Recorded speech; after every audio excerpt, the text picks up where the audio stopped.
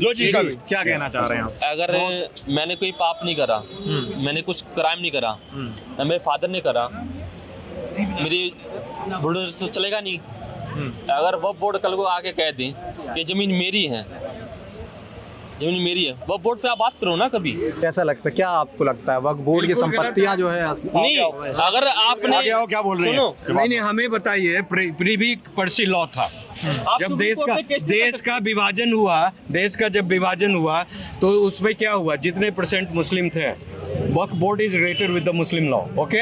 अब भैया ये बिल्डिंग छोड़ दे ना, तो तू वक्फ बोर्ड में यहाँ की जो संपत्ति है, घर है, मकान है, सब कुछ तो मेरा है, तो तू इसमें क्यों घुसा हुआ है और क्यों क्लेम कर रहा है? तेरे को तो 30% मुस्लिम जो थे उनके बांट कर जो घर, मकान, दुकान जो भी थे, संपत्ति, सारा चीज दे दिया गया, रिसोर्सेज दे दिया गया। उसके बाद अब वक्फ बोर्ड के नाम पर क्यों घुसे हुए हो? प्रीवी पर्सी लॉ था, प्रीवी पर्सी लॉ में जो रियासत थे के बड़े बड़े रियासत के जो लोग थे उनके अनुसार जो है 5,000, 10,000 मंथली, 25,000 जिसकी जितनी संपत्ति थी उसको दिया जाता था। वो भी 1971 में उसको भी सरकार ने खत्म कर दिया। तो वक्फ बोर्ड भी खत्म होना चाहिए उसी आधार पर। मेरा एक सवाल है दिल्ली के बारे में, आपके माध्यम से अंतिम सवाल मैं आपसे एक और लूंगा। नहीं, मेरा दिल्ली की जनता का एक सवाल है, मैं पूछना चाहता हूं कि जब 9 समन दिए गए केजरीवाल को और वो 9 समन पे भी नहीं गया, उसके खिलाफ एनबीडब्ल्यू वारंट क्यों नहीं जारी हुआ? एनबीडब्ल्यू वारंट क्यों नहीं जारी हुआ? मुझे जवाब दीजिए, मुझे कौन जवाब दे, मुझे पुलिस जवाब दे। जो वकील साहब बात सही है गलत है? 9 समन पे ये पकड़ो मेरी बोतल पकड़ो। 9 समन पे क्या वो बाप की बारात में आया हुआ है? क्या वो हमारे दिमाग है?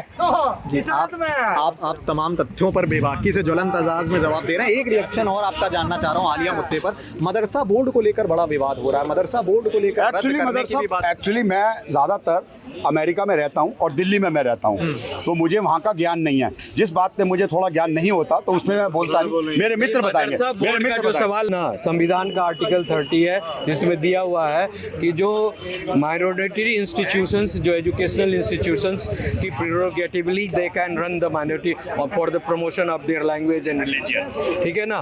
तो उस आधार पर जो है इंस्टीट्यूशन को चलाने का जो है, बिकॉज पहले से जो अखिलेश सरकार जो है उसको एक अपहेल्ड की हुई थी, एक कानून के तहत जो है दी हुई थी।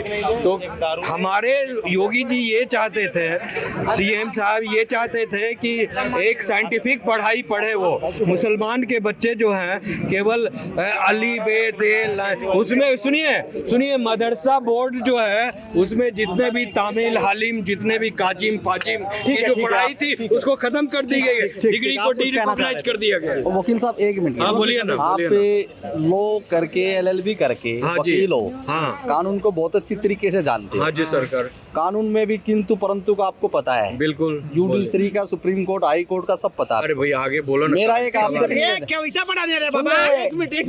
मेरा सिर्फ आपसे एक निवेदन है। हाँ बोलिए। योगी राज उत्तर प्रदेश में बढ़िया चल रहा है, ठीक है। क्या योगी चलेगा भी?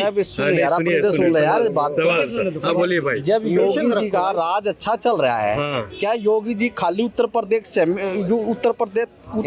तक ही है या पूरे देश तक सीमित है? ये पूरे देश तक सीमित। इंतजार करो, आप सुनिए, अरे इंतजार करो, अरे उनकी बात तो सुनिए।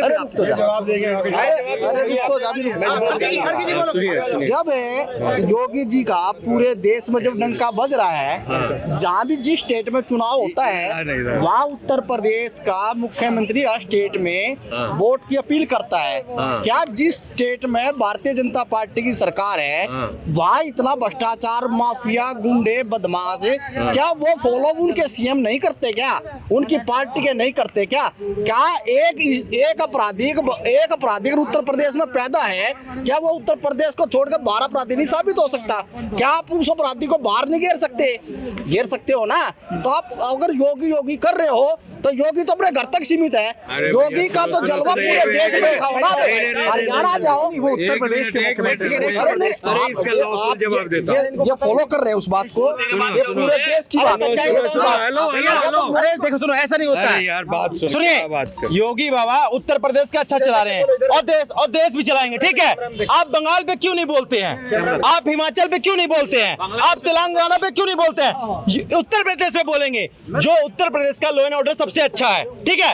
आज बिजनेसमैन आने के लिए, टेस्ला आने के लिए सबसे पहले कहता मैं उत्तर प्रदेश में आऊंगा। क्यों? कि उनको भी पता है कि मैं यहाँ पे सही हूँ, ठीक है। क्यों नहीं सेफ है? क्यों नहीं ये बोलते हैं मैं बंगाल में आ जाऊं?